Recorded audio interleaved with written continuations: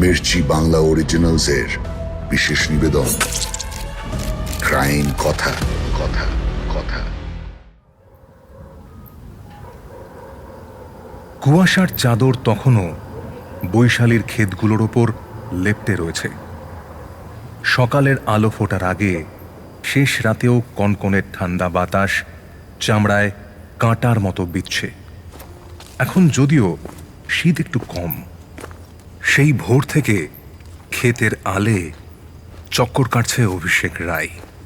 মাথায় হাজার একটা চিন্তা ঘুরছে তার।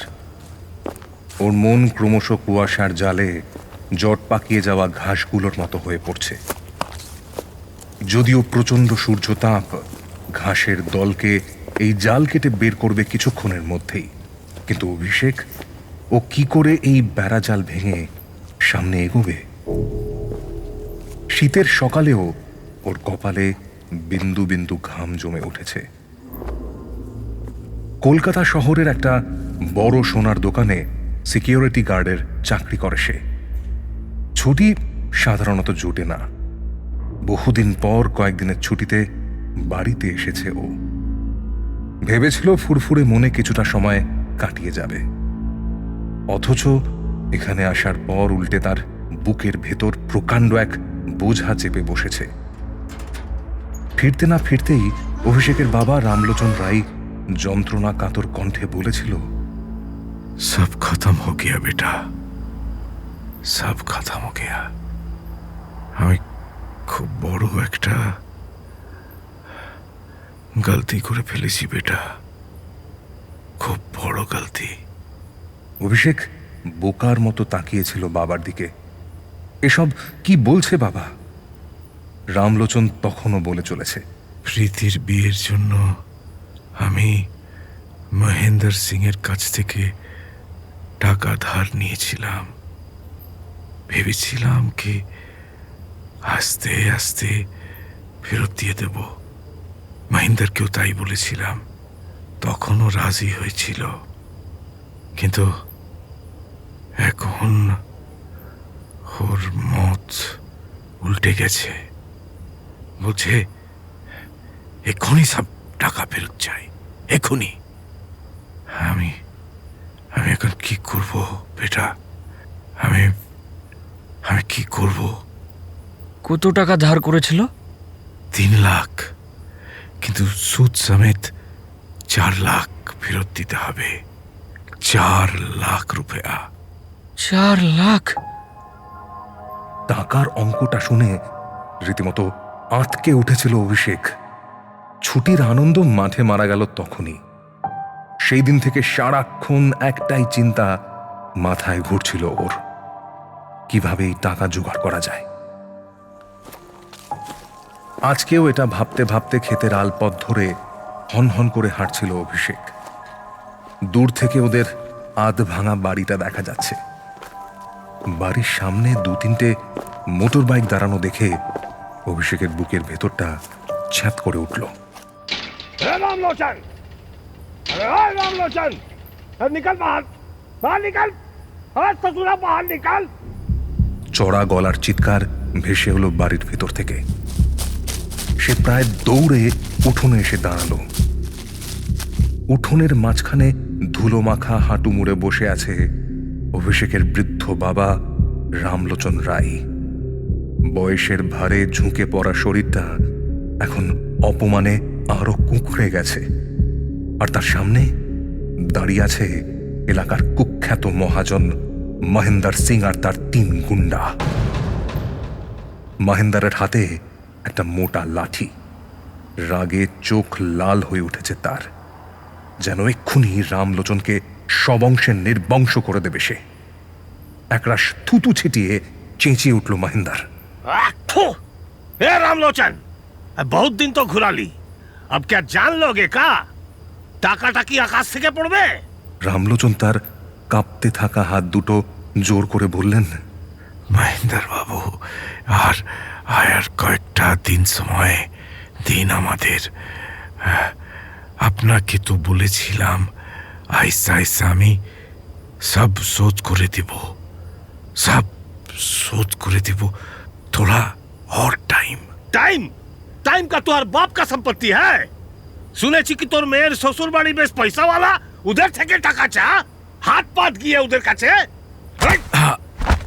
মহেন্দারের এক শার্পের রামলোচনের কাঁধে একটা ধাক্কা মারল। বৃদ্ধ মানুষটা টাল সামলাতে না পেরে ধুলোর উপর পড়ে গেলেন। বাবুজি, বাবুজি! চিৎকার করে উঠোন পেরিয়ে ছুটে এলো অভিষেক। সে শটান গিয়ে দাঁড়ালো মহেন্দার সিং এর সামনে।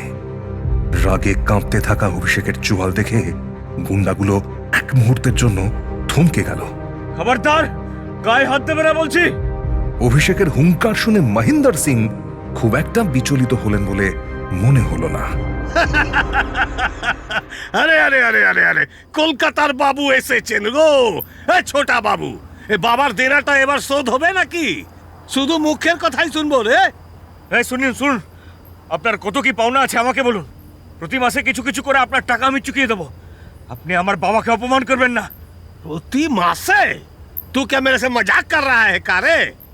তোর সিকিউরিটি গার্ডের কাজ কত মাইনে দেয় আমার জানা আছে। হ্যাঁ, জীবন পেরিয়ে যাবে রে তোর। ওই ভিখারির মতো টাকা নেওয়ার জন্য আমি এখানে বসে নেই, বুঝলি? ক্যাশ চাই আমার, ক্যাশ, পুরা 4 লাখ রুপিয়া।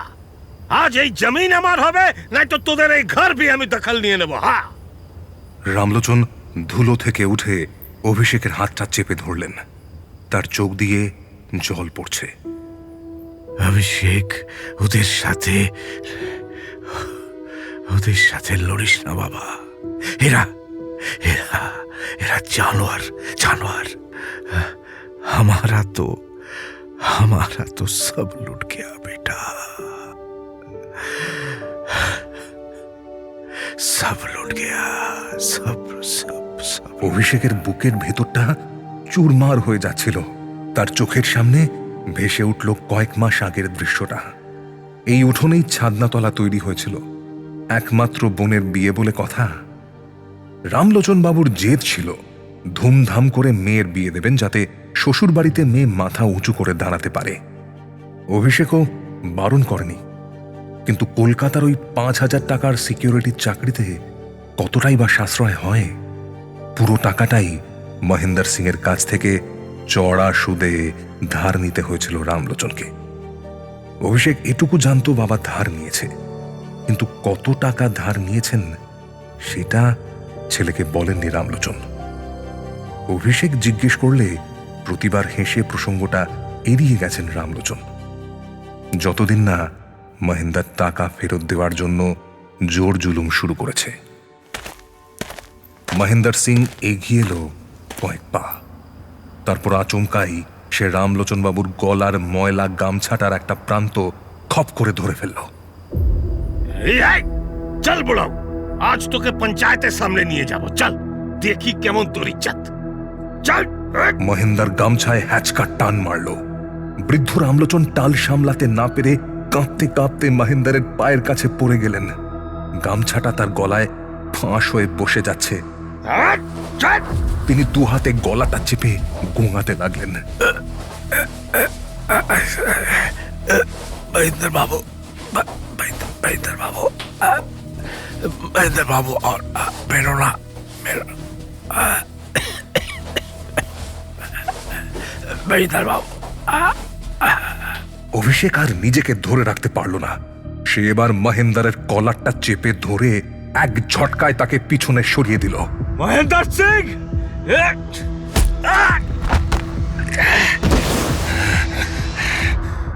মহেন্দার ছিটকে গিয়ে পড়ল বাইকের উপর। ইতনা বড়া औकात! মনে হুমড়ি খেয়ে পড়েছে। এমন দৃশ্য দেখে গুন্ডাগুলো মুহূর্তের জন্য কিংকর্তব্য বিমূঢ় হয়ে পড়লেও দ্রুতই সামলে নিল নিজেদের। তারপর লাঠি উঁচিয়ে তেড়ে এলো অভিষেকের দিকে। অভিষেক লড়তে পারত, কিন্তু রামলোচন চিৎকার করে বললেন, अभिषेक, তুই তুই তুই সরে যা বাবা, তুই সরে যা, কিছু করিস না। তুই কলকাতায় চলে গেলে মুঝে মার डालेंगे ये लोग। छोड़ दे अभिषेक, छोड़ दे। মহেন্দার সিং ধুলো ঝেড়ে উঠে দাঁড়ালো। গুন্ডাগুলো ততক্ষণে অভিষেকের হাত পা চেপে ধরেছে। ইশারায় অভিষেককে ছেড়ে দেওয়ার নির্দেশ দিলেন মহেন্দার।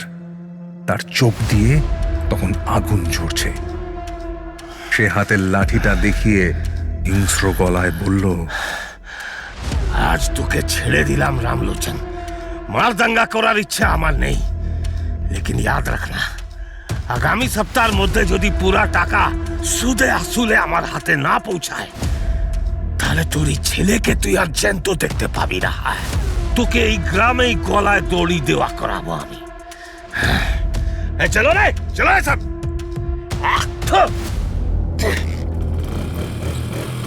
রামলোচন কিছু একটা বলতে যাচ্ছিলেন, যদিও তার উত্তরে তোয়াক্কা করল না মহেন্দার। উঠোনে একরাশ থুতু ছিটিয়ে মোটরসাইকেল স্টার্ট দিলেন তিনি। বাইকের ইঞ্জিনের কর্কশ আওয়াজ আর ধুলো উড়িয়ে ওরা চলে গেল। উঠোনটা আবার শান্ত হয়ে এলো, কিন্তু এই নীরবতা যেন আরো বেশি ভয়ানক। অভিষেক হাঁটু গেড়ে বসল বাবার সামনে। রামলোচন তখনও কাঁপছেন। এতক্ষণে ভেতর থেকে ছুটে এলেন অভিষেকের মা। জলে চোখ ভরে উঠেছে তার। অভিষেক দেখল বাবার গলার চামড়ায় গামছার টানে লাল দাগ হয়ে বসে গেছে। কান্নায় অভিষেকের গলা বুজে এলো। বাবুজি, বাবুজি। রামলোচন ছেলের দিকে তাকালেন। সে দৃষ্টি বড় অসহায়, নিজেই নিজেকে যেন ছিঁড়ে কুটে ধ্বংস করে ফেলছে। অভিষেকের হাত দুটো নিজের খসখসে হাতের মুঠোয় নিলেন রামলোচন।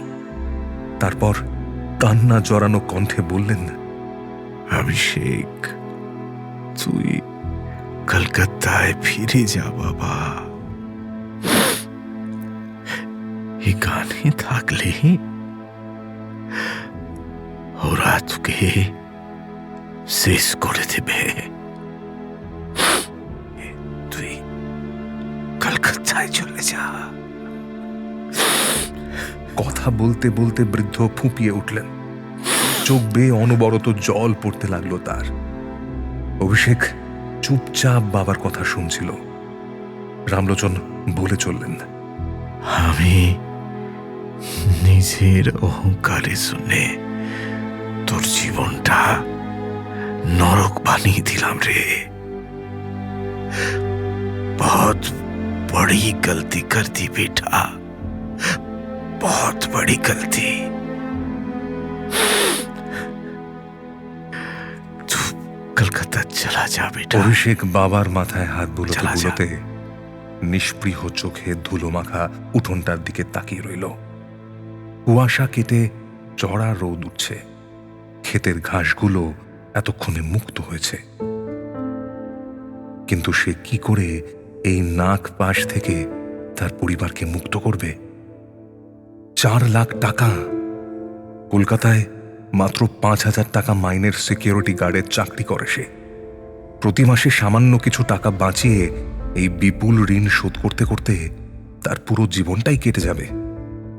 ততদিনে তার বাবা অপমানে আর লোক লজ্জায় মরে ভূত হয়ে যাবেন। মহাজনের ওই গুন্ডাগুলো তার পরিবারকে তিল তিল করে শেষ করে দেবে। অথচ সরল সৎপথে মাথার ঘাম পায়ে ফেলে এই নরক থেকে বেরোনোর কোনো চটজলদি রাস্তা নেই। চারদিকটা যেন একটা বন্ধ লোহার খাঁচার মতো তাকে পিষে মারছে। দুপুর গড়াতেই অভিষেক তার কাপড়ের ব্যাগটা গুছিয়ে নিল। জামা কাপড় ব্যাগে ঢোকানোর সময় তার হাত দুটো কাঁপছিল। কলকাতায় ফেরার ট্রেন ধরার সময় হয়ে এসেছে। এই কদিনের ছুটিতে বাড়ির এই দশা দেখে তার বুকের ভেতরটা এক অদ্ভুত অসারতায় ভরে গেছে। রাগ, ভয় আর নিজের অক্ষমতার এক তীব্র অপমান তাকে কুড়ে কুড়ে খাচ্ছে। বাড়ি থেকে বেরোনোর সময় সে বাবার সামনে গিয়ে দাঁড়ালো। বৃদ্ধ রামলোচন বারান্দার খুঁটি ধরে শূন্য চোখে তাকিয়ে আছেন। অভিষেক এগিয়ে গিয়ে বাবার পা ছুঁয়ে প্রণাম করল। আমি আসছি বাবুজি, নিজের খেয়াল রাখো। অভিষেকের গলাটা কেমন যেন শোনালো। রামলোচন ছেলের পিঠে হাত রেখে শুধু একটা দীর্ঘশ্বাস ফেললেন। তার চোখ থেকে আবার এক ফোঁটা জল গড়িয়ে পড়ল। ভগবান সব ঠিক করে দেবেন, এই সহজ সান্ত্বনাটুকু দেওয়ার মতো জোরও আজ বৃদ্ধের গলায় ছিল না।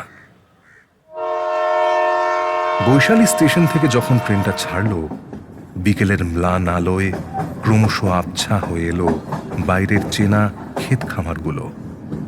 ট্রেনের চাকার খটখট আওয়াজ অভিষেকের কানের পর্দায় যেন মহাজনের সেই লাঠির ঠক ঠক শব্দের মতো বিচ্ছিল।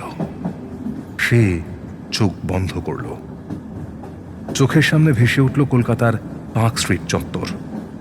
বিশাল বড় এক সোনার দোকানের কাঁচের দরজা, ঝকঝকে আলো আর এয়ার কন্ডিশন সব। আগামীকাল থেকে তাকে আবার ইউনিফর্ম পরে সোজা পিঠে 10 থেকে 12 ঘন্টা দাঁড়িয়ে থাকতে হবে।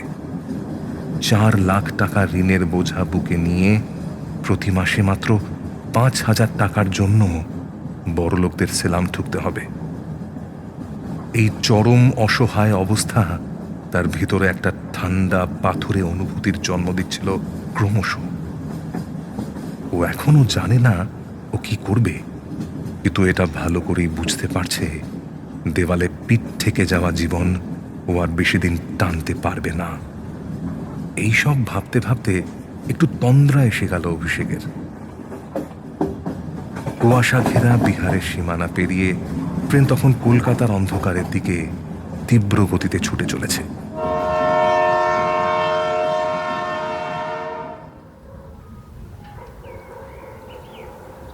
(2004 সালের জানুয়ারি মাস।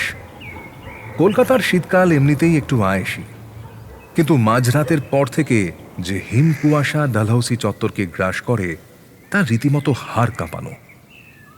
ঘড়িতে তখন ঠিক ভোর 6টা। চারপাশের রাজপথগুলো তখনও পুরোপুরি জেগে ওঠেনি। স্টেফেন কোর্ট বিল্ডিংয়ের বিশাল অবয়বটা কুয়াশার চাদরে আধো অন্ধকারে ঢাকা পড়ে আছে।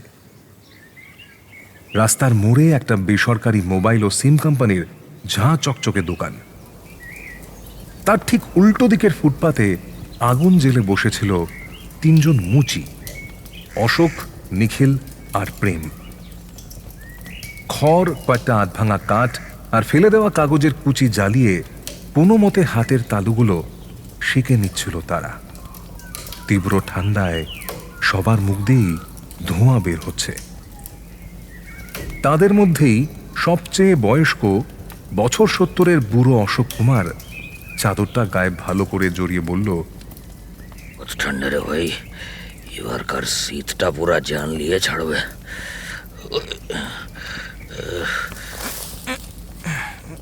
একটা কাঠি দিয়ে আগুনটা খানিক উস্কে দিল নিখিল।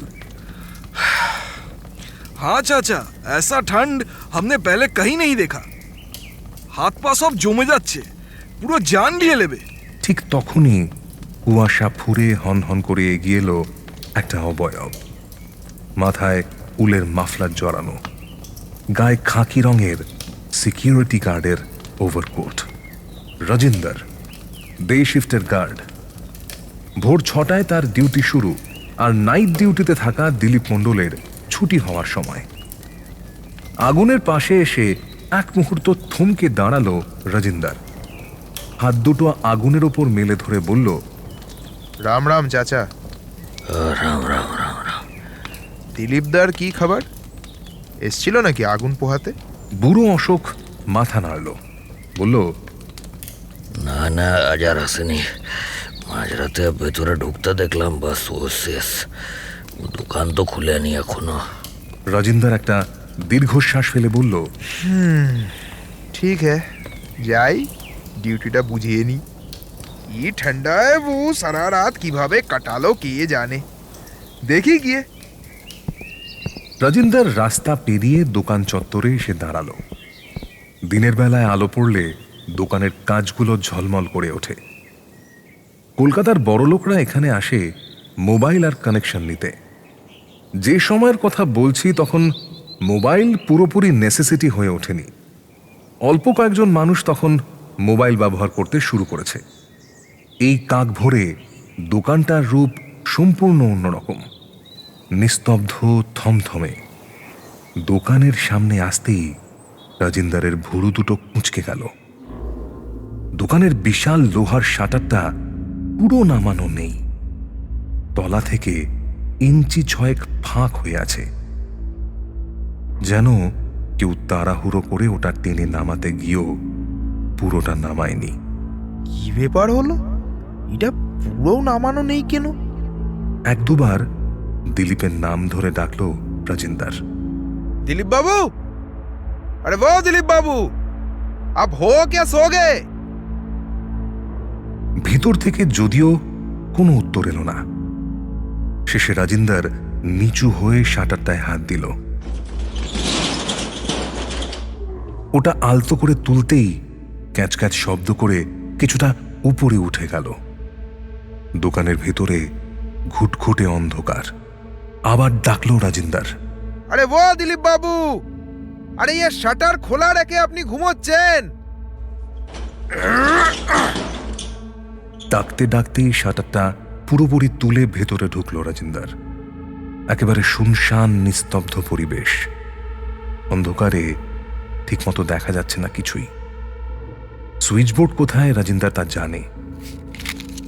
ও পকেট থেকে একটা দেশলাই বার করে জ্বালালো।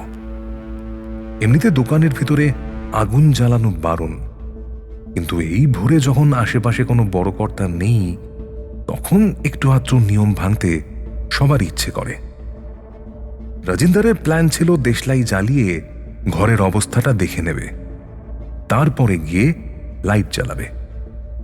দেশলাইয়ের আগুনের ছোট্ট শিখাটা অন্ধকারের বুক চিরে জ্বলে উঠতেই রাজিন্দারের চোখ দুটো আতঙ্কে কপালে উঠে গেল। দেশলাইয়ের আলোয় মুহূর্তের জন্য সে দেখল কাউন্টারের চারপাশে সাদা মেঝেটা কালো হয়ে আছে। কি ব্যাপার? अरे ओ दिलीप बाबू, अरे आप किधर हो? अबे ये सब क्या हो रहा है? ओ दिलीप बाबू, अरे ये लाइट किधर है? अरे दिलीप बाबू, आप दिखाई नहीं दे रहे हो, कहाँ पे हो आप? अरे কথা বলতে বলতে রাজিন্দার দেওয়াল হাতড়ে সুইচ অন করতে পুরো দোকানটা ভরে উঠল সাদা টিউব লাইটের আলোয়। আর সেই আলোয় যা দেখল রাজিন্দার, তাতে তার পায়ের তলার মাটি সরে গেল মুহূর্তের মধ্যে। শপের মেঝেতে চিত হয়ে পড়ে আছে দিলীপ মণ্ডল। তার সারা শরীর রক্তে মাখামাখি। কাউন্টারের ফাইলে, ফাইবার গ্লাসে, এমনকি পেছনের দেওয়ালে ছিটকে লেগে আছে তাজা লাল রক্ত। দিলীপ মণ্ডলের থুতনি আর গলার অংশটা জঘন্যভাবে চিরে আলাদা হয়ে গেছে, যেখান থেকে ফিনকি দিয়ে বেরোনো রক্তে চারপাশটা ভেসে যাচ্ছে। তার ঠিক পাশেই পড়ে আছে তারই ডাবল ব্যারেল বন্দুক, মাঝখান থেকে খুলে দু টুকরো করা। বন্দুকের ব্যারেলের জয়েন্টে লেগে আছে রক্ত, চুল আর কাঁচা মাংসের দলা। আর কাউন্টারের উপর পড়ে আছে দুটো আধ খাওয়া চায়ের কাপ। রাজিন্দারের গলা শুকিয়ে কাঠ হয়ে গেল। বুকের ভেতর হৃৎপিণ্ডটা যেন কামারের হাতুড়ির মতো পেটতে লাগলো। দিলীপ মণ্ডলের নিথর দেহটার দিকে তাকিয়ে দুপা পিছিয়ে গেল রাজিন্দার। अरे बाप रे, अरे ये क्या हो गया? दिलीप बाबू, ओ दिलीप बाबू, अरे कोई इधर आइए, अरे यहाँ पे खून हो गया दिलीप बाबू, ओ दिलीप बाबू। রাজিন্দারের আর্তনাদ দোকানের দেওয়ালগুলোতে ধাক্কা খেয়ে ফিরে ফিরে এলো। চরম আতঙ্কে সে নিজের মাথা দু হাতে চেপে ধরে পাগলের মতো শপের বাইরে ছুটে বেরিয়ে এলো। अरे बचाओ, खून खून हो गया, बचाओ, अरे जल्दी आओ कोई यहाँ पे। ফুটপাতে বসে আগুন পোহানো অশোক, প্রেম আর নিখিল আগুন ছেড়ে উঠে দাঁড়ালো রাজিন্দারের কর্কশ চিৎকার শুনে। क्या हुआ राजेंद्र बाबू, ऐसा चिल्ला क्यों रहे हो? রাজিন্দার তখন কাঁপছে, তার ফ্যাকাশে মুখে কোনো রক্ত নেই। সে দোকানের ভেতর দিকে আঙুল দেখিয়ে অবরুদ্ধ গলায় বলল, अरे अरे ओ, अरे भीतरे माने, अरे दिलीप बाबू को कोई मार डाला निखिल जी। তিনজনেই ছুটে এলো দোকানের দিকে। একযোগে উঁকি দিল ভিতরে। টিউব লাইটের তীব্র আলোয় ওরা সবাই মিলে দিলীপ মণ্ডলের বিভৎস রক্তাক্ত দেহটা দেখতে পেল। চারিদিকে রক্তের ছড়াছড়ি দেখে हाय हाय भगवान, अरे हमें पुलिस ডাকছি, এই চাচা আমি পুলিশ ডাকছি, রাজিন্দর কোনো মতে নিজেকে সামলে বলল, সামনে মোড় মে পিসিও হ্যায়, ওখান থেকে হেয়ার স্ট্রিট থানায় ফোন করতে হবে। দ্রুত পায়ে ছুটল নিখিল। মিনিট দুয়েক লাগলো তার পিসিওতে পৌঁছতে। কুয়াশাচ্ছন্ন ডালহাউসের নিস্তব্ধ ভোর ততক্ষণে অনেকটাই সজাগ হয়ে উঠেছে। একটা খুন হয়েছে, এই একটু আগে তা আবিষ্কার করা হয়েছে। একজন দুজন করে ধীরে ধীরে স্বাভাবিক আগ্রহে মানুষ জট পাকাচ্ছে দোকানের সামনে। নমস্কার, হেয়ার স্ট্রিট থানা থেকে বলছি। হুজুর, জলদি আইয়ে, স্টিফেন কোটের কাছে এখানে একটা খুন হয়ে গেছে। কে খুন হয়েছে? দোকানের সিকিউরিটি গার্ড হুজুর, জলদি আসুন। স্টিফেন কোট ছাড়িয়ে ডান দিকের গলি।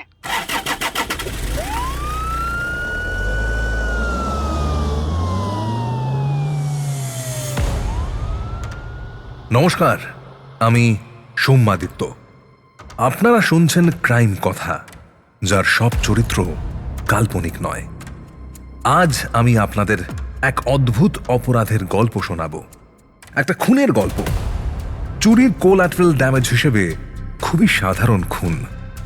এই কাহিনীর টুইস্ট আসলে অন্য জায়গায়।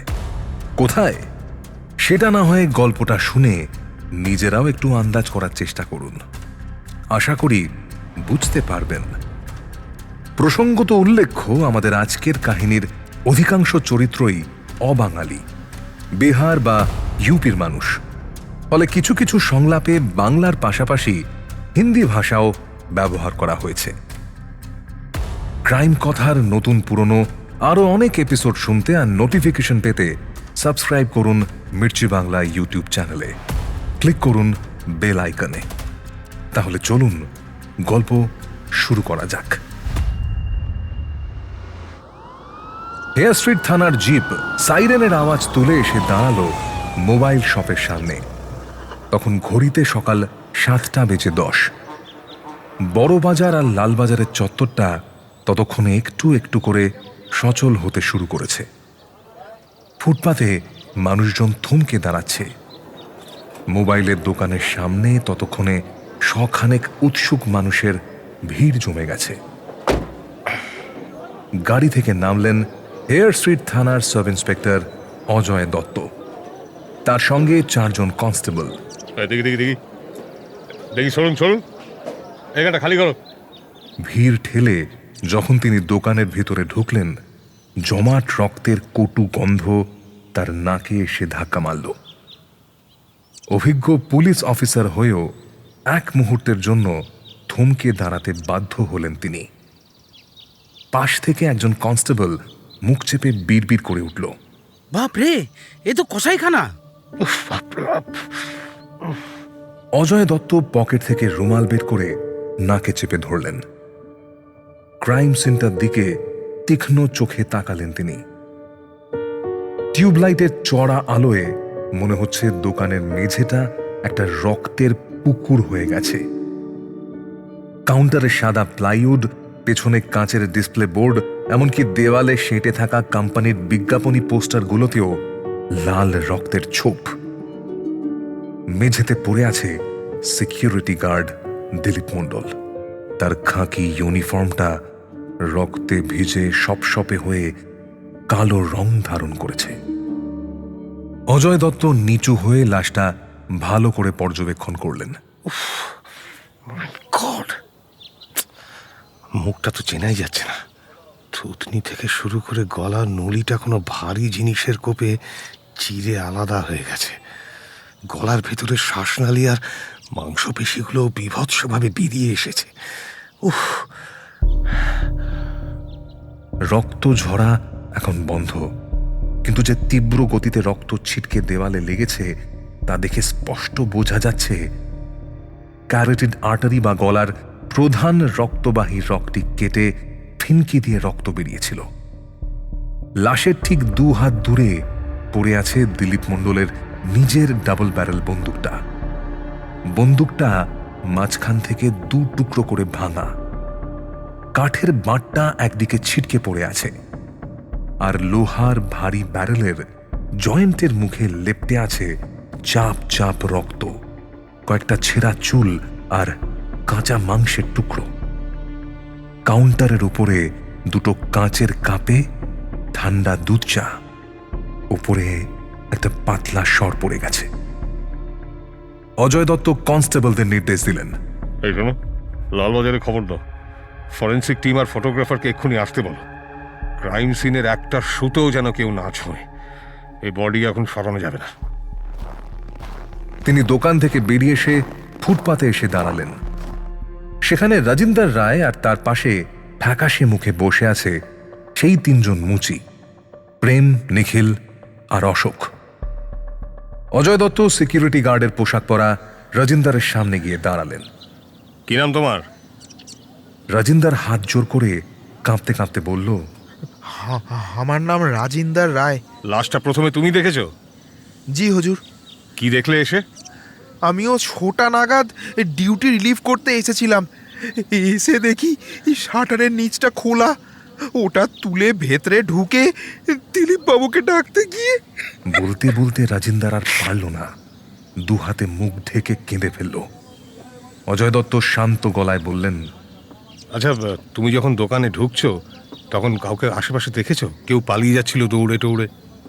না হুজুর, আমি যখন এসেছি ও রাস্তা পুরা সুনসান ছিল, কুয়াশার জন্য কিছু দেখাও যাচ্ছিল না। আচ্ছা, দিলীপ মণ্ডলের ডিউটি কখন শুরু হয়? ও তো রাত 10টা থেকে সকাল 6টা ওর ডিউটি থাকে। আচ্ছা। এবার অজয় দত্ত মুচি তিনজনের দিকে তাকালেন। বুড়ো অশোক তখনও রাম নাম জপ করছে। নিখিল চাদরটা জড়িয়ে জড়সড় হয়ে বসে আছে। অজয় দত্ত নিখিলকে জিজ্ঞেস করলেন, কিরে, তোরা তো সারা রাত এখানেই ছিলি, রাতে কিছু দেখেছিলি? না হুজুর, তোরা কি করছিলি যখন রাজেন্দ্র এলো? আমরা ওখানে আগুন পোয়াচ্ছিলাম, খুব ঠান্ড ছিল তো। আর রাতে অচেনা কাউকে এখানে ঘোরাফেরা করতে দেখেছিস? না হুজুর। এই, তুমি কিছু দেখেছো? এবার অশোককে প্রশ্ন করলেন অজয়। অশোক এবার ঢোক গিলল, তার ঠোঁট দুটো কাঁপছে। ইতস্তত করে সে বলল, ও হুজুর, একটা কথা বলার ছিল। আমি একজনকে শেষ রাতে দোকানে ঢুকতে দেখেছি। অজয় দত্ত চট করে নিজের ডায়েরি আর পেন বের করলেন। তারপর বললেন, ঠিক করে বলো, ঠিক কটার সময়, কাকে দেখেছো?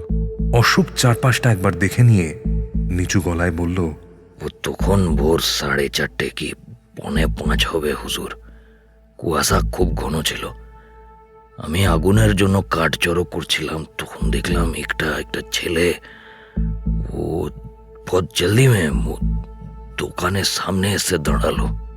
আচ্ছা, তাকে চিনতে পেরেছো? মানে এই দোকানের কেউ? অশোক মাথা নাড়ল। হ্যাঁ হুজুর, ও তো আমাদের চেনা ছেলে, অভিষেক। আগে ওই দোকানে সিকিউরিটির চাকরি করতো, ইউনিফর্মই পহনা থা। ও আমার কাছ থেকেই ও জুতা পলিশ করাতো। পাশে বসা নিখিল এবার চমকে উঠল। কি যেন একটা মনে পড়েছে তার। সে বলল, হ্যাঁ হ্যাঁ হুজুর, ইয়াদ আয়া, আমিও দেখেছি। আমি আর প্রেম ভাই ওই গলির মাথার ওই দোকানের নিচেই ওখানেই ঘুমাই। তখন ঠান্ডায় আমার পুরো ঘুম ভেঙে গেছিল। আমিও দেখলাম ইউনিফর্ম পরা কে যেন একটা হেঁটে যাচ্ছে।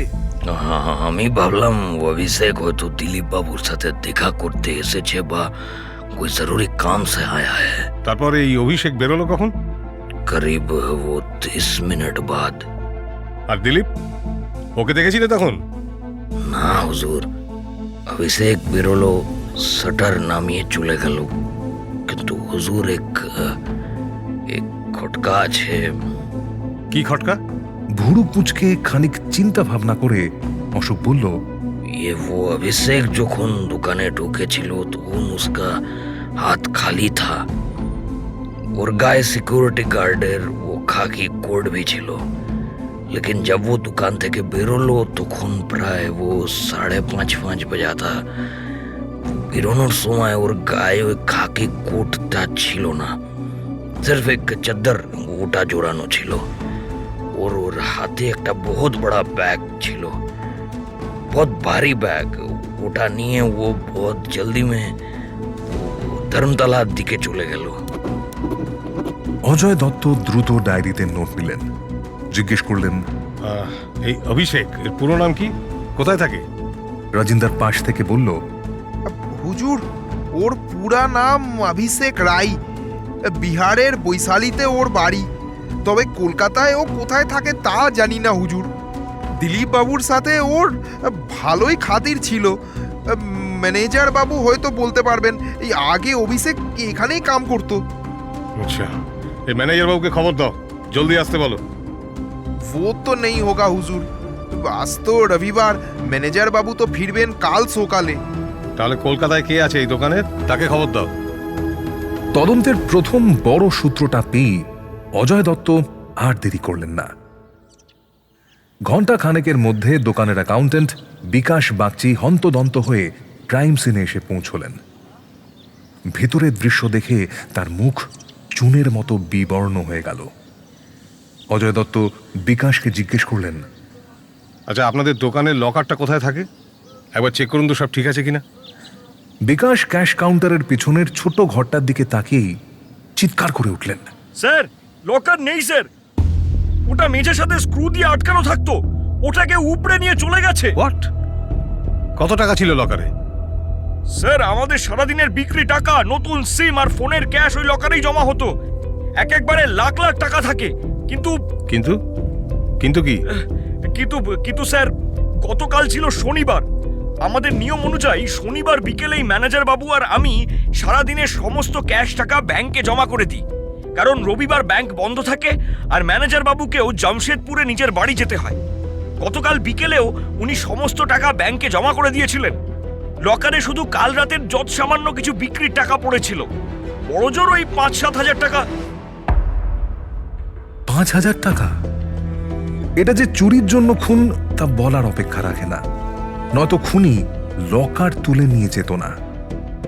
লুণ্ঠনকারী তাহলে লাখ লাখ টাকার লোভে এসে মাত্র ৫,০০০ টাকা নিয়ে গেছে, আর তার জন্য দিলীপ মণ্ডলকে এরকম নির্মমভাবে খুন হতে হলো। তদন্তের জাল দ্রুত ছড়াতে শুরু করলো। অজয় জিজ্ঞেস করলেন, মাত্র ৫,০০০? আচ্ছা, এই অভিষেককে আপনি চেনেন? হ্যাঁ স্যার, আগে আমাদের এখানে ও সিকিউরিটি গার্ড ছিল, মাস ৪ আগে ছেড়ে দিয়েছে। ওর ঠিকানা জানেন? ১ মিনিট স্যার, খাতায় আশা করি লেখা আছে, একটু খুঁজতে দিন। মিনিট ৫ পর বিকাশ বলল, হ্যাঁ স্যার পেয়েছি, এখানে ওর লোকাল অ্যাড্রেস লেখা আছে, এই যে জিঞ্জিরা বাজার, আর কিন্তু কিছু লেখা নেই। আচ্ছা আচ্ছা, অভিষেকের চেহারা কেমন, মানে একটু মনে করে বলুন তো, কেমন দেখতে? চেহারা আর কেমন স্যার, আমাদের মতোই, একটু লম্বা চওড়া। ও আর হ্যাঁ, ওর কপালের ডান পাশে একটা আঁচিল আছে, এছাড়া ওর চেহারায় আর বিশেষ কিছু নেই। বেশ, ঠিক আছে, ধন্যবাদ। ক্রাইম সিনের বিভৎসতা, উধাও হওয়া লকার এবং অভিযুক্ত অভিষেকের নিখুঁত অন্তর্ধান, সব মিলিয়ে কেসটা সাধারণ চুরি বা খুনের গণ্ডি পেরিয়ে এক অত্যন্ত জটিল ও পেশাদার অপরাধের দিকে মোড় নিল। ঠিক এই কারণেই পরদিন সকাল ৯:৩০ দিকে হেয়ার স্ট্রিট থানা থেকে কেসের সমস্ত ডায়েরি এবং বিবরণ পাঠিয়ে দেওয়া হলো লালবাজার সেন্ট্রাল ডিটেকটিভ ডিপার্টমেন্টের হমিসাইড স্কোয়াডে।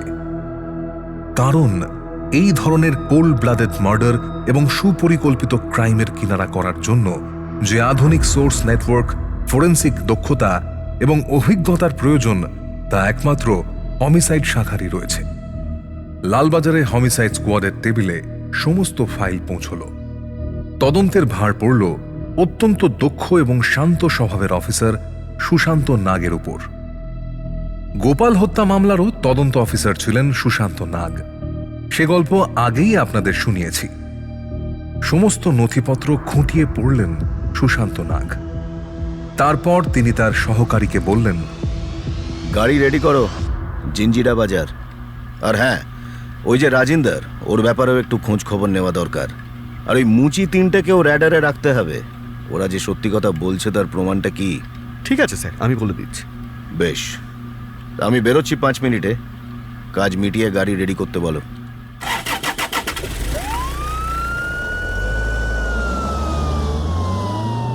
লালবাজারের গাড়ি যখন জিঞ্জিরা বাজারের ঘিঞ্জি বস্তি এলাকার মুখে এসে থামল, তখন সকাল 10টা। চারপাশটা মানুষের ভিড়ে গিজগিজ করছে। সুশান্ত নাগ গাড়ি থেকে নেমে চারপাশের দোকানদার আর 2-4 স্থানীয় বাসিন্দাকে অভিষেকের চেহারা আর কাজের বর্ণনা দিয়ে জিজ্ঞাসাবাদ শুরু করলেন। শুরুতে খুব একটা আশানুরূপ ফল পাওয়া গেল না। শেষে এক পানের দোকানদার বললেন, হ্যাঁ স্যার, ওই লম্বা মতন বিহারি ছেলেটা তো ওই ভেতরের গলির শেষ মাথায় ভাড়া থাকে। দেখবেন দোতলা বাড়ি, নীল রঙের, ওপরে মালকিন থাকে, নিচেও ভাড়া থাকে। সুশান্ত বাবু তার টিম নিয়ে সরু গলিটা ছেড়ে এগিয়ে গেলেন সামনে। নীল বাড়িটা দেখা যাচ্ছে। খুব বেশি বড় নয় বাড়িটা। নিচের তলায় 3টে ঘর, 3টে দরজাতেই তালা মারা। এরই মধ্যে কোনো একটাতে থাকে অভিষেক। এমন সময় উপরতলার একটা জানলা থেকে আওয়াজ এলো, কাউকে খুঁজছেন স্যার? হ্যাঁ, আচ্ছা, এই বাড়ি আপনার? হ্যাঁ স্যার। আপনার সঙ্গে একটু কথা ছিল। আমার সঙ্গে? আসছি স্যার। মিনিট 2 পর বছর 60-এর এক প্রৌঢ়া মহিলা নিচে এসে নামলেন। পুলিশ দেখে তিনি বেশ খানিকটা ঘাবড়েই গেছেন। সুশান্ত নাগ শান্ত গলায় নিজের পরিচয় দিয়ে জিজ্ঞেস করলেন, আচ্ছা, আপনার এখানে অভিষেক নামে কেউ ভাড়া থাকে? হ্যাঁ বাবু, থাকে। কেন? পরশু রাতে ও বাড়ি ফিরেছিল? ও তো নাইট ডিউটি থাকে বাবু, রাতে বাড়ি ফেরে না, ভোরের দিকে ফিরেছে। আপনি কি তখন জেগেছিলেন? মালকিন চাদরের খুঁটটা আঙুলে জড়াতে জড়াতে বললেন, হ্যাঁ বাবু, আর ঘুম ভেঙে যায় তখন এমনি। ওই 5টা নাগাদ ও যখন ঘরে ফিরলো, আমি তখন কুয়োতলায় জল তুলতে যাচ্ছিলাম। আচ্ছা, তখন ওর হাতে কিছু দেখেছিলেন? হ্যাঁ, ওর হাতে একটা বড় ব্যাগ ছিল। ব্যাগের ভেতরে কি ছিল কিছু জিজ্ঞেস করেছিলেন? না তো, কি ছিল তা তো জিজ্ঞেস করিনি, কিন্তু ও ঘরে ঢুকে দরজা বন্ধ করবার পর এমন কেমন একটা শব্দ হচ্ছিল জানেন। আমি ওপরে এসে যখন চায়ের জল চাপাচ্ছি, অভিষেকের ঘর থেকে ওই লোহা আর হাতুড়ির ঠক ঠক শব্দ আসছিল। ভারী কোনো লোহার জিনিস ও যেন খুব তাড়াহুড়ো করে ভাঙার চেষ্টা করছিল। তারপর এই সকাল 6টা নাগাদ বোধহয়, হ্যাঁ, ও ঘর থেকে না তড়িঘড়ি বেরিয়ে যায়। আচ্ছা, ও যখন বেরিয়ে যায় তখন কি ব্যাগটা ওর কাছে ছিল?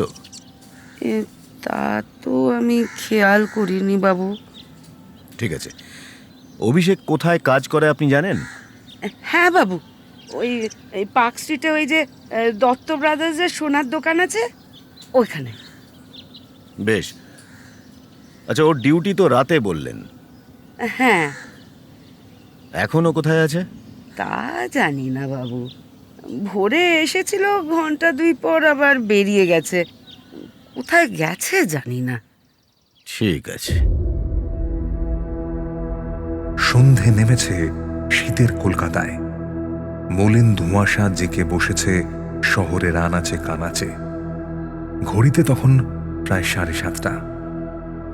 শেক্সপিয়ার সরণির দত্ত অ্যান্ড ব্রাদার্সের বিলাসবহুল গহনার দোকানটা তখন আলোয় ঝলমল করছে। সুশান্তবাবু এবং তার 4 জন অফিসার কোনো তাড়াহুড়ো করলেন না।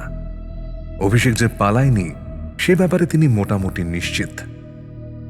অলস পায়ে তিনি দোকানের উল্টো ফুটে দাঁড়িয়ে সিগারেট টানছিলেন আর ঘড়ি দেখছিলেন। 8টা বাজতেই দোকানের কাচের স্বয়ংক্রিয় দরজাটা সরে গেল। বাইরে বেরিয়ে এলো একটা লম্বা চওড়া ছেলে। গায়ে একটা নীল রঙের ইউনিফর্ম, কোমরে চামড়ার বেল্ট, পিঠে একটা দোনলা বন্দুক। অভিষেকের রাতের শিফটের ডিউটি সবে শুরু হয়েছে।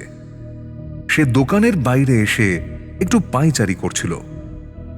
পকেট থেকে একটা বিড়ি বের করে সেটা জ্বালানোর উপক্রম করছিল যে তার মাত্র হাত 10 দূরে মৃত্যুর মতো ঠান্ডা চোখে তার দিকে তাকিয়ে আছেন হমিসাইড স্কোয়াডের ইন্সপেক্টর সুশান্ত নাগ। অভিষেকের চোখে মুখে তখনও কোনো অপরাধ বোধ বা ভয়ের লেশ মাত্র নেই। সে খুব স্বাভাবিকভাবেই চারপাশটা দেখছিল আর সুশান্ত নাগ তার সহকারী অমিতকে চোখের ইশারা করে ফিসফিস করে বললেন, অমিত, এইবার গো। অমিত এবং অন্য একজন অফিসার অত্যন্ত স্বাভাবিক পায়ে হেঁটে অভিষেকের দুপাশ দিয়ে এগিয়ে গেলেন, যেন তারা সাধারণ কোনো পথচারী। অভিষেক যখন দেশলাইয়ের কাঠিটা জ্বেলেছে ঠিক তখনই ঘটল ঘটনাটা। কোনো চিৎকার হলো না, কোনো ধস্তাধস্তি হলো না। অভিষেক কিছু বুঝে ওঠার আগেই অমিত তার ডান হাতটা এবং অন্য অফিসার তার বাঁ হাতটা লোহার সারাশির মতো চেপে ধরল। অভিষেক চমকে উঠে হিন্দিতে চেঁচিয়ে উঠল। তার চওড়া শরীরটা এক ঝটকায় মুক্ত করার জন্য সমস্ত শক্তি দিয়ে মোচড় দিল সে। अरे अरे कौन है आप लोग? हाँ, और मेरा हाथ क्यों पकड़े हैं? हाँ? কিন্তু ততক্ষণে সুশান্ত নাগ এসে দাঁড়িয়েছেন তার ঠিক সামনে। সুশান্তবাবু চাদরের ভেতর থেকে তার সার্ভিস রিভলভারের নলটা অভিষেকের পেটে শটান চেপে ধরলেন। তার গলার আওয়াজ ছিল বরফের মতো ঠান্ডা। চুপচাপ গাড়িতে ওঠো অভিষেক। ডালাউসির ফোনের দোকানের দিলীপ মণ্ডলের কথা মনে আছে তো? দিলীপ মণ্ডল নামটা কান দিয়ে ঢোকা মাত্রই অভিষেকের সারা শরীর যেন এক মুহূর্তে অবশ হয়ে গেল। দেশলাইয়ের কাঠিটা হাত থেকে খসে পড়ল ধুলোয়। তার কপালের রগগুলো দপদপ করে উঠল, মুখটা ফ্যাকাশে হয়ে গেল।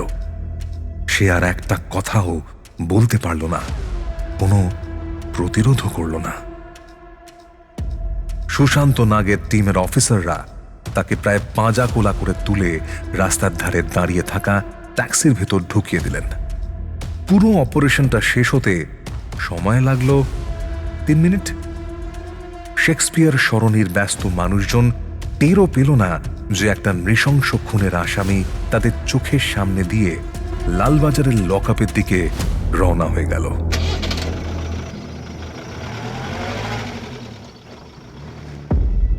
পরের দিন বিকেল 4টে লালবাজারের অন্দরের একটা ঘরের ভিতর তখন টান টান উত্তেজনা। হমিসাইড স্কোয়াডের এই ঘরে টেস্ট আইডেন্টিফিকেশন প্যারেড বা টিআই প্যারেডের আয়োজন করা হয়েছে। অভিষেকের পাশাপাশি লাইনে দাঁড় করানো হয়েছে 8 জন সমবয়সী এবং সমপরিমাণ উচ্চতার সাধারণ যুবকদের। সবার গায়েই একই রকম সাধারণ পোশাক। ঘরের দরজা খুলে ভিতরে ঢোকানো হলো জুতো পালিশওয়ালা 3 জনকে। তাদের সঙ্গে আছেন একজন জুডিশিয়াল ম্যাজিস্ট্রেট, যার উপস্থিতিতে এই আইডেন্টিফিকেশন প্যারেড আইনি মান্যতা পায়। সুশান্ত নাগ অশোকের পিঠে হাত রেখে বললেন, অশোক, ভালো করে দেখো। সকালের কুয়াশায় ওই মোবাইলের দোকান থেকে যে ছেলেটাকে ব্যাগ হাতে বেরোতে দেখেছিলে, সে কি এই লাইনে আছে? ভয় পাওয়ার কিচ্ছু নেই, ভালো করে দেখে চিনে নাও। অশোক লাইনের সামনে এসে দাঁড়ালো। তার চোখগুলো এক একটা মুখের ওপর দিয়ে যেতে লাগলো। লাইনের 5 নম্বরে দাঁড়িয়ে থাকা অভিষেকের কপাল দিয়ে তখন ঘাম ঝরছে। সে মাটির দিকে তাকিয়ে নিজের নার্ভ ধরে রাখার শেষ চেষ্টা করছে। অশোক দুপায়ে গিয়ে গেল। তারপর সোজা অভিষেকের মুখের সামনে নিজের ডান হাতের আঙুলটা তুলে ধরল। তারপর দৃঢ় গলায় বলল, হুজুর, হুজুর ওহি হ্যায় অভিষেক, ওই অভিষেক। এরপর এগিয়ে এলো নিখিল। সেও কোনো দ্বিধা না করে সোজা অভিষেকের সামনে গিয়ে দাঁড়ালো। हाँ हाँ हुजूर, मैं भी इसको पहचानता हूँ। এই অভিষেক, একেই দেখেছি রাতে দোকানের দিকে যেতে। ম্যাজিস্ট্রেট সাহেব নিজের কাগজে সই করলেন। টিআই প্যারেডে সম্পূর্ণভাবে শনাক্ত হয়ে গেল অভিষেক রায়। সুশান্ত নাগ অভিষেকের সামনে গিয়ে দাঁড়ালেন, বললেন, আইনি ফাঁক ফোকর সব বন্ধ হয়ে গেল যে অভিষেক। মুচিরা তোমাকে চিনে নিয়েছে। এবার বলো, বাকি গল্পটা এবার তোমার মুখ থেকেই শুনতে চাই। অভিষেক আর দাঁড়িয়ে থাকতে পারল না। মেঝেতে বসে হাউ হাউ করে কেঁদে ফেলল। তার দৃষ্টিসীমায় মুহূর্তের জন্য ভেসে উঠল দেনার দায়ে জর্জরিত তার বাবার ক্লান্ত মুখটা। লালবাজারের লকআপের ভেতরের বাতাস মোটেই শেক্সপিয়ার সরণির গয়নার দোকানের মতো এসির ঠান্ডা আর সুগন্ধি জর্জরিত নয়। এখানের দেয়ালগুলোর গা থেকে নোনা ধরা চুনকাম খসে পড়ছে। সিলিং থেকে ঝুলে থাকা একটা মাত্র 100 ওয়াটের হলদে বাল্ব জ্বলছে টেবিলের ঠিক উপরে। টেবিলের একপাশে বসে আছেন ইন্সপেক্টর সুশান্ত নাগ। তার চোখের মণি দুটো স্থির, শান্ত, কিন্তু অদ্ভুত রকমের তীক্ষ্ণ। আর টেবিলের ওপাশে হাতকড়া পরা অবস্থায় বসে আছে অভিষেক রায়। তার উজ্জ্বল চেহারা আপাতত অপমানে আর ক্লান্তিতে মিয়ে গেছে। গয়নার দোকানের ঝকঝকে ইউনিফর্মটা ঘামে আর জেলের ধুলোয় মলিন।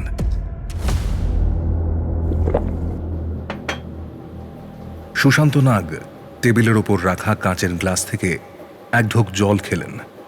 তারপর খুব ধীরে সুস্থে একটা সিগারেট জ্বালালেন। তিনি অভিষেকের দিকে তাকিয়ে বললেন, অভিষেক, টিআই প্যারেডে মুচিরা তোমাকে চিনে নিয়েছে। আইনি লড়াইয়ে তোমার বাঁচার আর কোনো রাস্তা নেই। কিন্তু একটা জিনিস আমি মেলাতে পারছি না, তুমি টাকার জন্য একটা মানুষকে মেরে ফেললে কেন? তোমার তো কোনো পুরনো ক্রিমিনাল রেকর্ডও নেই, কেন করলে এটা?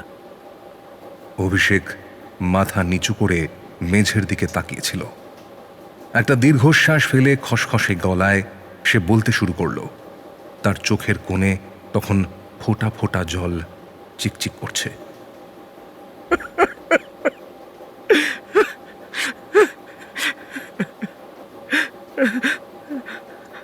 হুজুর, আমি পেশাধারী খুনি নই, কোনোদিন একটা পিঁপড়েও মারিনি, কিন্তু ये जो हालात है ना, ये हालात इंसान को जानवर बना देता है। কি পরিস্থিতি? খুলে বলো। অভিষেক রায় হাত করা লাগানো হাত দুটো টেবিলের উপর রাখল।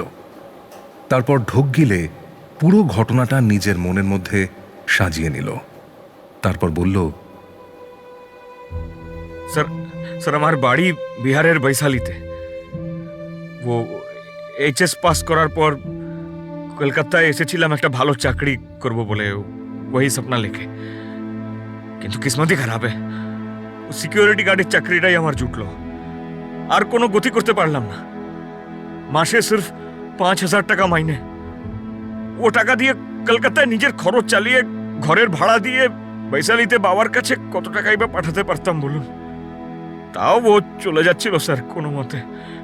কিন্তু আসল ও নরক যন্ত্রণা শুরু হলো কয়েক মাস আগে, যখন আমার এক বোনের বিয়ে ঠিক হলো। বোনের বিয়ে? হ্যাঁ স্যার, আমার বাবা জিদ করলেন কি ধুমধাম করে মেয়ের শাদি করবেন, যাতে শ্বশুর বাড়িতে মেয়ে মাথা উঁচু করে দাঁড়াতে পারে। কিন্তু স্যার আমাদের কাছে আর পয়সা কড়ি কোথায়? আমি বাবাকে বুঝিয়েছিলাম, কিন্তু বাবা শুনলো না। এমনকি মহাজন মহেন্দ্র সিং এর কাছ থেকে চড়া সুদে 3 লাখ টাকা ধার নিল। সেটা আবার ওই সুদে বাড়তে বাড়তে হয়ে গেল 4 লাখ। আমাকে জানায়ও নি। বস সারি মিটে গেল, তারপর বোন শ্বশুর বাড়ি চলে গেল। কিন্তু তারপর শুরু হলো মহাজনের অত্যাচার। বলবেন না, আমি ছুটিতে যখন বাড়ি গেলাম তখন স্যার নিজের চোখে দেখলাম ওই মহেন্দ্র সিং আর ওর গুন্ডাগুলো আমার বুদ্ধা বাবাকে ধুলোয় ফেলে মারছে আমার সামনে, আমার নিজের সামনে। স্যার মহেন্দ্র সিং আমার পিতাজির গলার ময়লা গামছাটা ধরে হ্যাঁচকা টান মারলো। বাবা কাঁদতে কাঁদতে ওর পায়ে পড়ে গোগাচ্ছিল।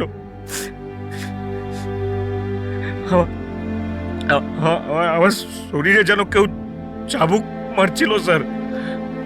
মহেন্দ্র সিং হুমকি দিয়ে গেল যে 1 হপ্তার মধ্যে পুরো 4 লাখ টাকা সুদে আসলে চুকিয়ে না দিলে ও আমার বাবাকে গ্রাম থেকে তাড়িয়ে দেবে, গ্রাম ছাড়া করবে, আমাদের বাড়ি দখল নেবে। কথা বলতে বলতে অভিষেকের চোয়ালটা আবার শক্ত হয়ে গেল। হাত করার চেনটা কেঁপে উঠল, যেন ছাড়া পেলে সে এক্ষুনি মহেন্দ্র সিং এর টুটি টিপে ধরবে। আপনি বলুন স্যার, মাসে 5,000 টাকা মাইনে যে পায়, তিল তিল করে বাঁচিয়ে 4 লাখ টাকা শোধ করতে তার তো পুরো জীবনটা কেটে যেত না? ততদিনে ওরা আমার বাবাকে জিন্দা জ্বালিয়ে দিত। সরল সৎ, হ্যাঁ, এই পথে চলে ওই নরক থেকে বেরোনোর কোনো রাস্তা আমার কাছে খোলা ছিল না স্যার, কোনো রাস্তা ছিল না। বুঝলাম, দেয়ালে পিঠ থেকে গিয়েছিল তোমার, কিন্তু চুরির জন্য ওই দোকানটাই কেন বেছে নিলে? কারণ স্যার ওই দোকানে আমি বেশ কয়েক মাস কাজ করেছি। দোকানের সমস্ত যা इंतजाम আছে আমি সবটা জানতাম। मुझे पता था कि প্রতিদিন লাখের উপর বিজনেস হয় ওই দোকানে। সারাদিন কাস্টমারদের আনাগোনা থাকে, নতুন সিম কার্ড, দামি দামি মোবাইল ফোন বিক্রি, বিল পেমেন্টের প্রচুর ক্যাশ, হ্যাঁ প্রচুর ক্যাশ টাকা প্রতিদিন ও কাউন্টার মে জমা হতা থা। আমি নিজে কয়েকবার ম্যানেজারের সঙ্গে সেই টাকা ব্যাংকে জমা দিতে গিয়েছিলাম স্যার। मैंने देखा था कि एक एक बारे প্রায় 7-8 লাখ টাকা, হ্যাঁ এতটা ক্যাশ জমা হতো। আর ওই পুরো টাকাটা ক্যাশ কাউন্টারের পিছনে একটা ঘর আছে, হ্যাঁ ওখানে লোহার একটা ছোট্ট লোকারের ভিতরে রাখা থাকতো। তো আমি যখন ছিলাম তখন ম্যানেজার প্রতি সোমবার সকালে ওই টাকাটা পাশের ব্যাংকে গিয়ে জমা করে আসতো। স্যার আমি হিসেব করে দেখছিলাম কি শনিবার রাত থেকে সোমবার সকাল পর্যন্ত ওই লোকারটায় লাখ লাখ টাকা ঠাসা থাকবে। সোমবার সকালে ব্যাংক খোলার আগেই যদি আমি ওটা সরাতে পারি তবে তবে তবে এক ধাক্কায় আমার বাবার ও 4 লাখ টাকার ঋণ শোধ হয়ে যাবে আর मेरा जीवन सर वो मैं शांति से बच पाऊंगा सर। বুঝলাম। তারপর সেই রাতে কি করলে? मेरा সেদিন আমার হাফ ডিউটি করে আমি বেরিয়ে গেলাম। তারপর দিলীপ দা আমাকে দেখে খুব অবাক হয়ে গেলেন। উনি আমাকে চিনতেন, বেশ ভালো সম্পর্ক ছিল আমাদের মধ্যে। তো উনি বললেন, আরে অভিষেক, হ্যাঁ তুমি ভোরে এখানে কি করছো? मैंने बोला कि ভিতরে চলুন, কোথা আছে। ভিতরে ঢুকে দিলীপ দার পা ধরে বললাম, বহুত বহুত মুশকিল মে আপনার কাছে এসেছি, আমার আর কোনো রাস্তা খোলা নেই। তো मैंने बोला, দিলীপ দা আমার বাবার অনেক টাকা দেনা হয়ে গেছে, মহাজন আমার বাবাকে খুব মারছে, ও মারি ডালেগা। তো পিছনে ঘরে ওই যে লোকারে লাখ লাখ টাকা রাখা আছে, চলুন না আমরা দুজনে মিলে ও লকার আজ তোড় দেতে। টাকাটা দুজনে ভাগাভাগি করে নেবো, आधा आधा ले लेंगे हम लोग, वो आप भी बड़े लोग हो जावे ना और मेरे पिताजी का भी जान बच जाएगा। किंतु सर वो दिलीप दा तो राजी होलेन ना, वो चुपचाप बैठा था और फिर उसने बोला कि না না অভিষেক, আমি কোম্পানির সাথে বেইমানি করতে পারবো না। তুমি এখান থেকে চলে যাও, অন্য কেউ জানতে পারলে তোমার বিপদ হবে। सर আমি ওর হাতে পায়ে ধরলাম, मैं रोया भी उसके सामने, लेकिन वो जिद पे था, जिद पे अड़ा था बिल्कुल। ও যখন দেখলো কি আমি খুব কান্নাকাটি করছি তখন ও একটু শান্ত হয়ে বলল, ঠিক আছে, মাথা ঠান্ডা করো, এই ঠান্ডায় একটু চা খেয়ে যাও। কাউন্টারের উপর 2টো চায়ের কাপ পাওয়া গিয়েছিল, হ্যাঁ বেশ। তারপর? হ্যাঁ স্যার, वो दिलीप दा যখন কাউন্টারের পেছনে ইনস্ট্যান্ট চায়ের মেশিনে 2 কাপ চা বানাতে গেল তখন আমার মাথায় যেন ভূত চেপে গেল স্যার। मैं समझ गया था कि अगर दिलीप दा जिंदा, মানে দিলীপ দা যদি জ্যান্ত থাকে তাহলে আমি টাকাটা পাবো না। और ও পুলিশকে খবর দিলে আমার আর আমার পুরো পুরো ফ্যামিলিটা ধ্বংস হয়ে যাবে স্যার। তো আমার তো দেওয়ালে পিঠ থেকে গেছিল স্যার। তো अचानक কি হলো, मैंने ठान लिया, আমি ঠিক করলাম কি করতে হবে। দিলীপ দা जब চা বানাচ্ছিল আমি কাউন্টারের কোণে রাখা ওই ডাবল ব্যারেল বন্দুকটা তুলে নিলাম। ব্যাস, ও বন্দুকটা মাঝখান থেকে খুলে বাট আর ও ব্যারেলটা আলাদা করে ফেললাম। আর তারপর লোহার ভারী ব্যারেলটা দিয়ে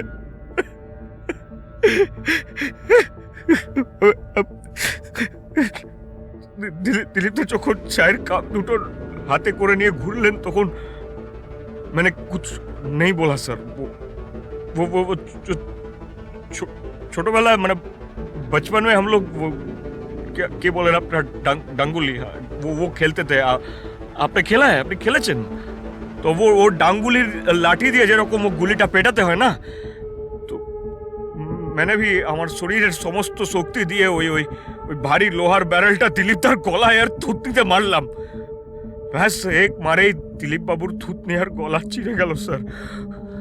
ও ও কোনো কোনো কোনো চিৎকার করার সুযোগও পায়নি, গোঙাতে গোঙাতে মাটিতে পড়ে গেল। फिर बहुत बहुत खून खून बह रहा था सर। ফোয়ারার মতো রক্ত ছিটকে দেওয়ালে ফাইলে সব জায়গায় লাগছিল। আমি তো বুঝতেও পারছিলাম না ও মর গিয়া কি জিন্দা। তাই ও ডরকে মারে ওর মাথায় আমি ওই লোহার ব্যারেলটা দিয়ে আর বন্দুকের বাটটা দিয়ে আরো আরো আরো 3-4 बार আমি बहुत बहुत मारा, बहुत। फिर एक टाइम पे उसका शरीर पूरा शांत हो गया, एकदम शांत हो गया। খোলা চোখ দুটো সিলিং এর দিকে তাকিয়ে তাকিয়ে রইল। এত দূর বলে থামল অভিষেক। রুমে একটা বিষণ্ণ নীরবতা নেমে এলো। সুশান্ত নাগ আরো একটা সিগারেট জ্বালালেন, তারপর শান্ত চোখে অভিষেকের দিকে তাকিয়ে বললেন, তারপর কি করলে? স্যার আমার সারা শরীরে ইউনিফর্মে তখন দিলীপদার রক্ত, खून खून लगा था। তো मैं तो डर से काँप रहा था, আমি কাঁপছিলাম ভয়ের চোটে। চট করে ওই ব্যাগটা থেকে ওর ওই এক সেট জামা কাপড় আমি বার করে নিলাম আর আমার রক্তমাখা ইউনিফর্মটা ওর ব্যাগের ভেতর ভরে দিলাম। ওর দোকানে বড় বড় ব্যাগ রাখা থাকে জিনিসপত্রের জন্য, সেটা তো আমি জানতাম। उस बैग में हमने सब डाल दिया, मैंने सब डाल दिया उसमें। तो তারপর ও পিছনের ঘরে গেলাম, লকারের চাবি তো আমার কাছে ছিল না। ফির আমি ওই বন্দুকের নল দিয়ে মেঝের স্ক্রুগুলোতে চাড় মেরে ও লকারের গোড়াটা থেকে ওটাকে উপরে ফেলে পুরো লকারটা ব্যাগের ভেতরে ভরলাম। তারপর বাইরে বেরিয়ে ও শাটারটা নামিয়ে দিয়ে बैग हाथे नहीं यार कोनो दिखे ना ताकि सीधा घर चला गया मैं। मुझे पता था कि वो কয়েকজন মুচি রাতে ঘুমায়, কিন্তু আমি ভেবেছিলাম যা কুয়াশা বোধ হয় আমাকে ওরা দেখতে পায়নি। কত টাকা পেলে লকারে? এই প্রশ্নের উত্তর দিতে গিয়ে এবার হাউ হাউ করে কেঁদে ফেলল অভিষেক। বাচ্চা ছেলের মতো অবাক দৃষ্টিতে সে তাকালো সুশান্ত নাগের দিকে, তারপর বলল,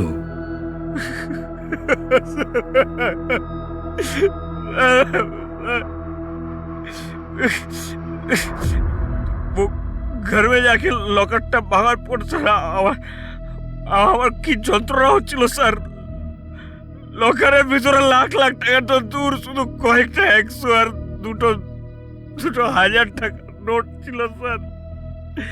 গুনে দেখলাম মাত্র 5,500 টাকা, মাত্র 5,500 টাকা স্যার, মাত্র।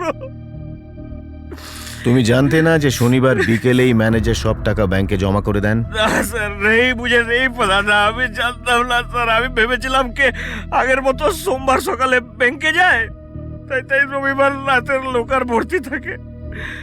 শনিবারকে বিকেলেই যে সব টাকা ব্যাংকে চলে যায় সেটা আমি জানতাম না স্যার।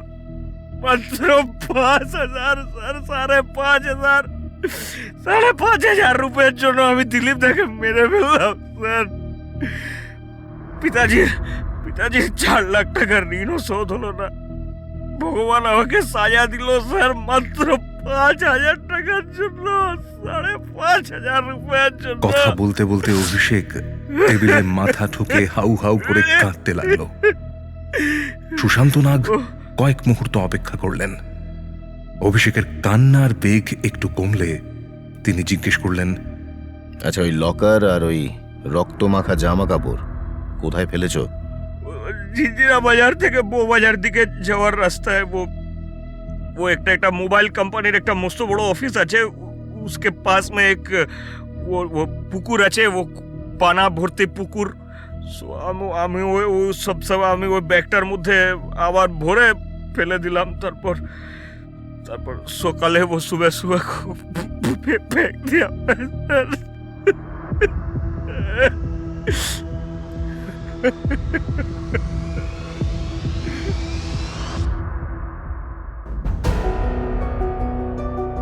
লালবাজারের লকআপের জেরা শেষ হওয়ার পর সুশান্ত নাগের নির্দেশ মতো পুলিশের একটা টিম বজবজের সেই বিএসএনএল অফিসের পাশের কচুরিপানা ভর্তি পুকুরে তল্লাশি চালায়। সেখান থেকে উদ্ধার করা হয় সেই মেটালের লকার এবং অভিষেকের রক্ত মাখা খাকি ইউনিফর্ম। এই মেটেরিয়াল এভিডেন্স বা বস্তুগত প্রমাণ কেসটাকে আরো মজবুত করে তোলে। অভিষেকের গ্রেপ্তারের খবর পেয়ে বিহারের বৈশালী থেকে কলকাতায় ছুটে এসেছিলেন তার বৃদ্ধ বাবা রামলোচন রায়। লালবাজারের সেন্ট্রাল ডিটেকটিভ ডিপার্টমেন্টের বারান্দায় দাঁড়িয়ে বৃদ্ধ ফুঁপিয়ে কাঁদতে কাঁদতে সুশান্ত নাগের পা জড়িয়ে ধরলেন। হুজুর, হুজুর, আমার ছেলে কোনোদিন কারোর সঙ্গে মারামারিও করেনি, একটা মাছি পর্যন্ত মারেনি। सच बात, हमारा लड़का ऐसा कर ही नहीं सकता। আপনারা আপনারা ভুল করছেন বাবুজি। ও ও কাউকে কাউকে মারেনি, কাউকে মারেনি। সুশান্ত নাগ বৃদ্ধ রামলোচনকে আলতো করে তুলে চেয়ারে বসালেন। তারপর খুব শান্ত গলায় বললেন, রামলোচন বাবু, আপনার ছেলের অপরাধের কথা ও নিজেই স্বীকার করেছে। আপনার ধার মেটানোর জন্যই ও চুরি করতে ঢুকেছিল দোকানে। কথাটা শুনে রামলোচন যেন পাথরের মতো স্তব্ধ হয়ে গেলেন। তিনি স্তম্ভিত চোখে সুশান্ত নাগের দিকে তাকিয়ে রইলেন। যে অহংকার আর লোকলজ্জার ভয়ে তিনি মহাজনের কাছ থেকে চড়া সুদে ঋণ নিয়েছিলেন, সেই ঋণের তাড়নাতেই তার একমাত্র ছেলে আজ নৃশংস খুনি। কপাল চাপড়াতে চাপড়াতে তিনি বারান্দার মেঝেতেই বসে পড়লেন। হে ভগবান, এ কি সাজা দিলে তুমি, কি सजा। हमारा तो सब लूट गया बाबूजी, सब लूट गया। এরপর মামলাটি ওঠে কলকাতার ব্যাংকশাল কোর্টে। হোমিসাইড স্কোয়াডের পোক্ত চার্জশিট আর অকাট্য প্রমাণের সামনে অভিষেকের আইনজীবীর সমস্ত যুক্তি খড়কুটোর মতো উড়ে গেল।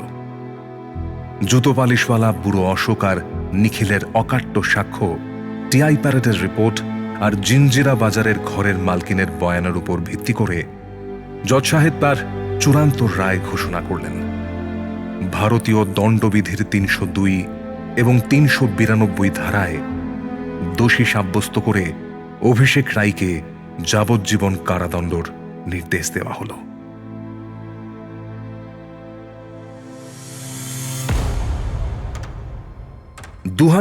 সালের সেই কুয়াশাচ্ছন্ন রক্তাক্ত ভোর আজ হয়তো ডালহৌসি চত্বরের মানুষ ভুলে গিয়েছে। ফোনের দোকানের নিয়ন আলো বদলে গেছে অন্য কোনো কর্পোরেট ব্র্যান্ডে, কিন্তু আজও প্রেসিডেন্সি জেলের ৪ দেওয়ালের মাঝে লোহার শিকের ওপারে বন্দী হয়ে দিন কাটাচ্ছে একসময়ের যুবক অভিষেক রায়। আজকের ক্রাইম কথা এই পর্যন্তই। সকলে ভালো থাকুন, সুস্থ থাকুন। আর ক্রাইম কথার নতুন পুরনো আরো অনেক এপিসোড শুনতে আর নোটিফিকেশন পেতে সাবস্ক্রাইব করুন মির্চি বাংলার ইউটিউব চ্যানেলে, ক্লিক করুন বেল আইকনে। ধন্যবাদ, আজ আসি।